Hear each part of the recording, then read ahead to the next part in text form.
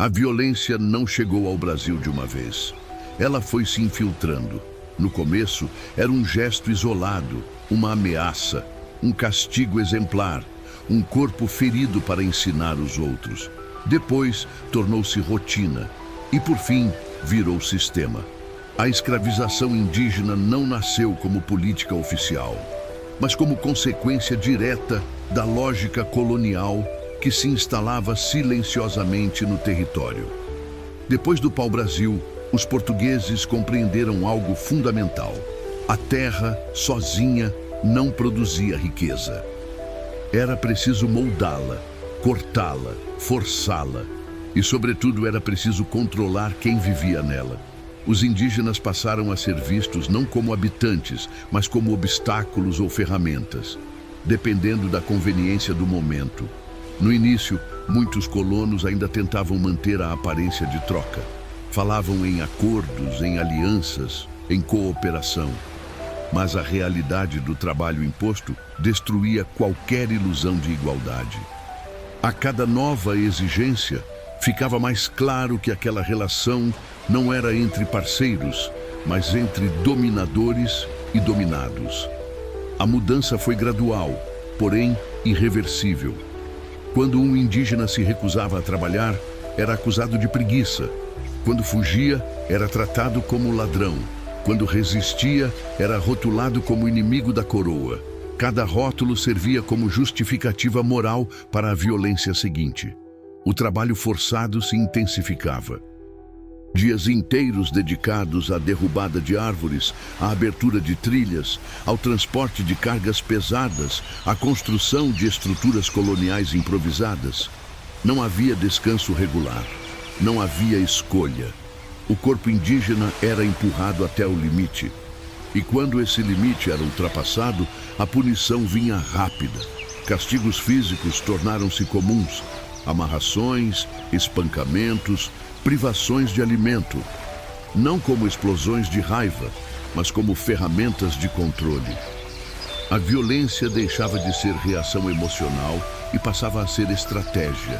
O medo era cultivado, mas a violência não se restringia ao corpo.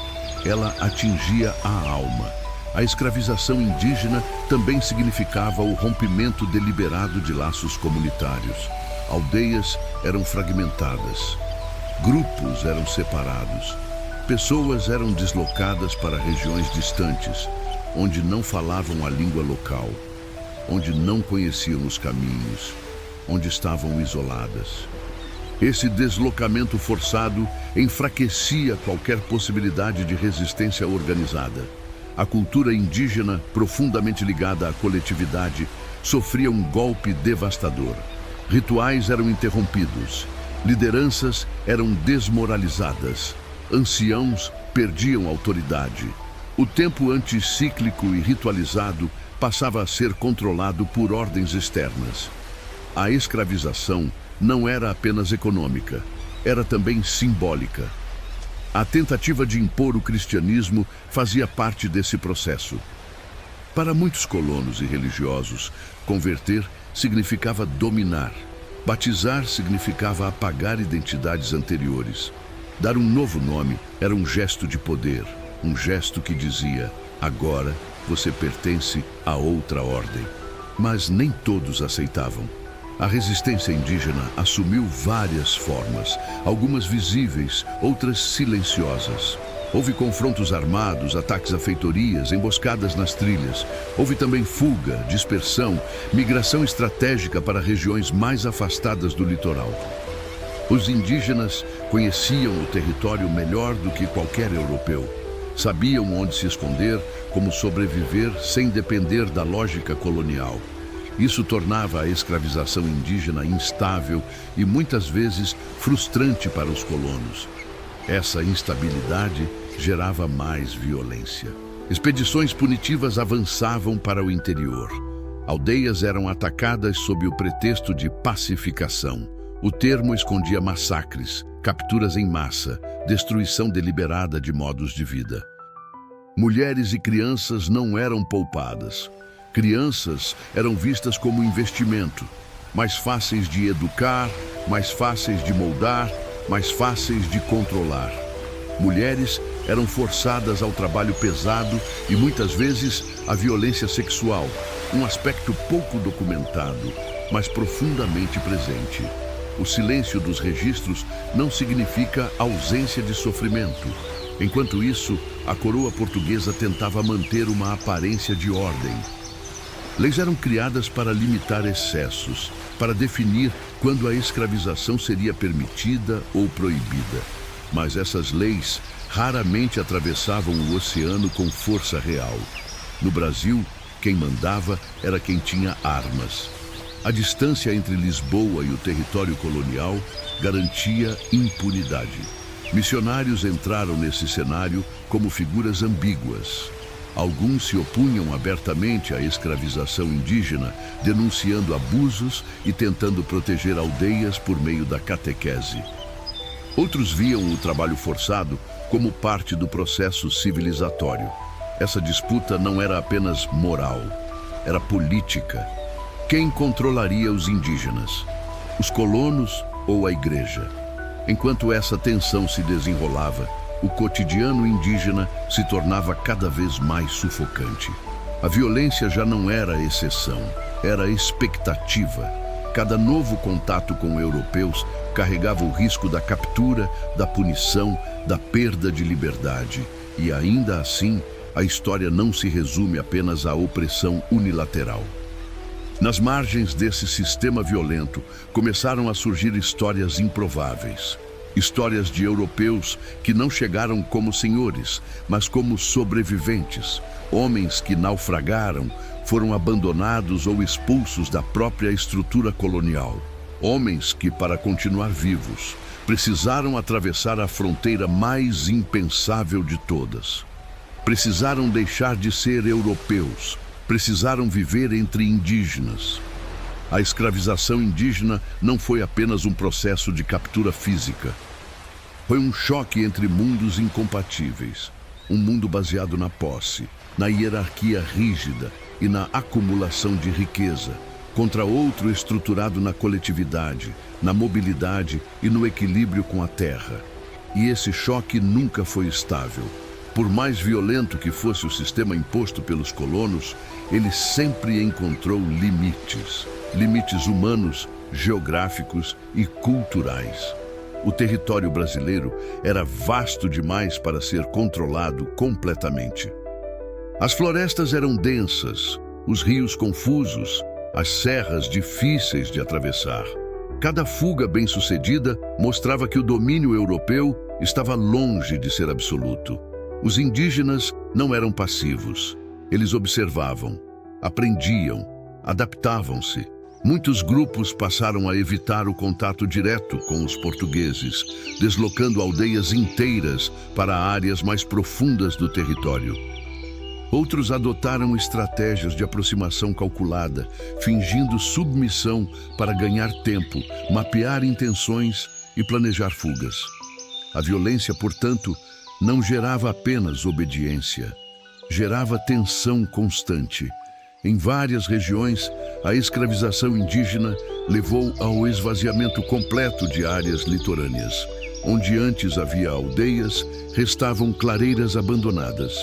Os colonos interpretavam isso como vitória. Na verdade, era um sinal de fracasso. Sem indígenas disponíveis, a exploração entrava em colapso. Isso levou a uma intensificação das chamadas guerras justas. O nome, novamente, escondia a realidade. Eram campanhas armadas organizadas com o objetivo explícito de capturar mão de obra. Aldeias eram atacadas de surpresa. Homens eram mortos ou amarrados. Mulheres e crianças eram levadas como espólio. Essas expedições aprofundaram o trauma coletivo indígena. A floresta, que antes era abrigo, tornava-se cenário de perseguição. O medo se espalhava. Mas, ao mesmo tempo, a resistência também se tornava mais sofisticada. Alguns povos passaram a formar alianças temporárias contra os europeus.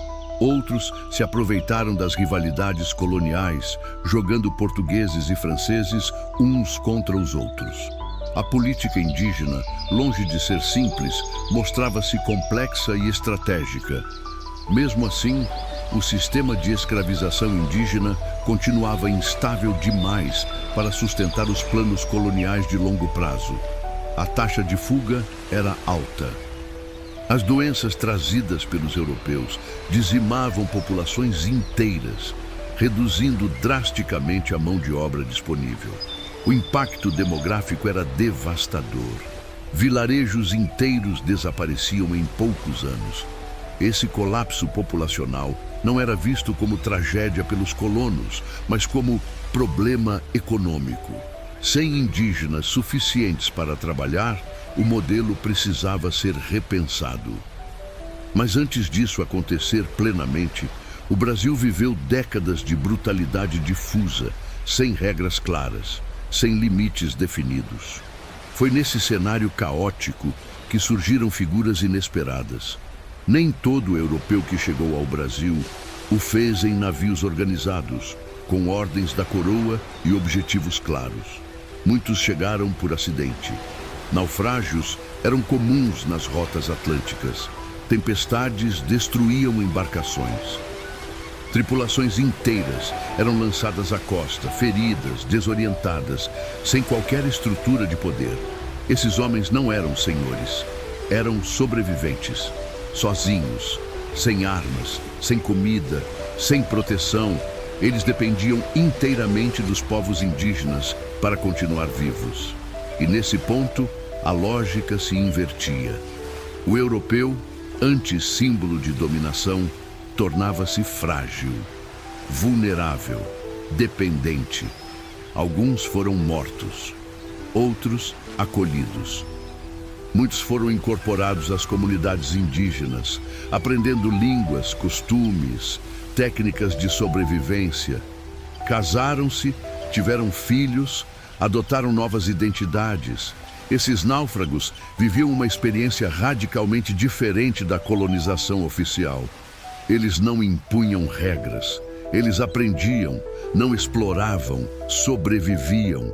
A existência desses homens representava uma fissura profunda na narrativa colonial. Eles provavam que a convivência era possível fora da lógica da violência sistemática.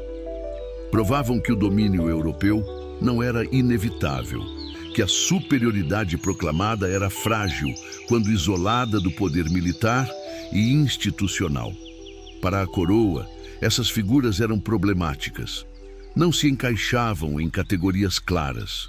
Não eram colonos obedientes, não eram missionários, não eram inimigos declarados. Eram algo intermediário, perigoso justamente por existir fora do controle. Alguns desses náufragos tornaram-se mediadores culturais. Outros foram vistos como traidores. Alguns retornaram à sociedade colonial anos depois, carregando conhecimentos profundos sobre o território e seus povos. Conhecimentos que seriam usados mais tarde para dominar com mais eficiência. Assim, a escravização indígena não apenas gerou violência direta, ela também criou zonas cinzentas, espaços de contato ambíguo, histórias humanas que escapavam à lógica simples de opressor e oprimido. Mas o saldo geral era inegável. A violência havia se normalizado. A captura havia se institucionalizado. O sofrimento havia sido incorporado ao funcionamento do território. O Brasil aprendia cedo demais que riqueza e brutalidade caminhariam juntas. E enquanto o modelo indígena começava a ruir sob o peso da fuga, da morte e da resistência, os colonos olhavam para o outro lado do Atlântico em busca de uma solução mais eficiente. Uma solução que mudaria para sempre a história do país. Mas antes disso, houve um intervalo estranho, quase esquecido. Um momento em que europeus viveram como indígenas, em que culturas se misturaram longe da coroa, em que o destino do Brasil poderia, por um breve instante, ter seguido outro caminho. No próximo episódio, vamos contar essas histórias raras e perturbadoras. Histórias de homens que chegaram ao Brasil por acidente e jamais voltaram a ser os mesmos. Náufragos que foram acolhidos, transformados e absorvidos por sociedades indígenas. Homens que atravessaram a fronteira entre dois mundos. No próximo episódio veremos os náufragos que viveram entre indígenas. Veremos o Brasil por um ângulo inesperado, não pelo olhar do conquistador, mas pelo olhar de quem precisou aprender a pertencer. E entenderemos como essas trajetórias influenciaram silenciosamente os rumos da colonização.